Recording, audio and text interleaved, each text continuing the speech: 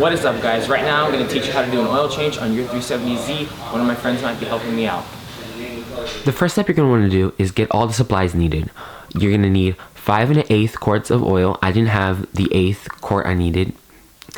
You're going to need an oil filter, a wrench, and possibly an impact gun just to help you get the undershroud off the vehicle. Alright, now that you have all your supplies, the second step you want to do is make sure that you have jack stands or a car lift like I'm using. This makes it a lot easier to access the undershroud, to take off the bolts, and to as well as change your oil filter and drain all the oil. Alright, the third step you're going to need to do is you're going to need to take the undershroud off of the vehicle. We use an impact gun to help speed up the process of taking it off, but the reason why we left it hanging was because if we tried to use the impact gun or the screwdriver, it would actually mess up the undershroud. Next, you're going to need a 14mm socket in order to take the bolt off of the drain plug. You can use an impact gun or a wrench to break the bolt.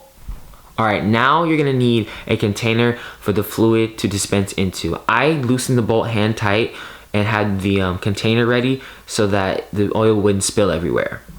In this next step, you need to take off your oil filter. You can use either an oil filter wrench or your hand like my friend did. It makes it a lot easier to use an oil filter wrench, but you do not need that. Also, watch out for when you take the oil filter off. There can be oil still left inside of the oil filter that will spill.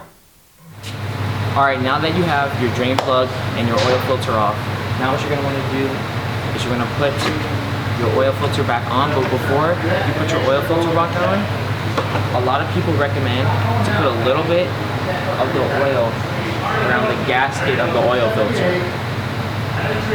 Okay, now that you finally finished draining your oil and removing the oil filter, it's time to put them back on. You want to start off by putting your oil plug back on the car. Then you want to tighten the oil filter back on. After you finally finish doing those two steps, you can finally put the undershroud back on the vehicle.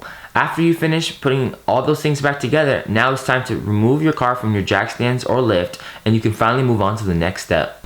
Alright, now that you finally finished completing each of those steps, it's time to put the new engine oil in. You're going to be putting 5 1/8 quarts of engine oil in your vehicle, and you're also going to be using 5 weight by 30 engine oil. A lot of the times people recommend using either AMS or Redline, which is also a better alternative when choosing engine oil. Now that you finally finished putting the 5 1/8 quarts of oil into the vehicle, it's time to finally start your car up. Let it warm up for about 5 minutes. Then you're going to go ahead and check your oil. When you're checking your oil, you want to see if it's at the middle point between the minimum and the maximum amount of oil you need. Alright guys, so that's pretty much how you change your oil. I just want to say, if you're going to dispose your oil, you can go to O'Reilly's or Advanced Auto Parts. They take disposal oil for free. And that's all I really had to say. So thank you guys for watching. Please comment, subscribe, and peace out.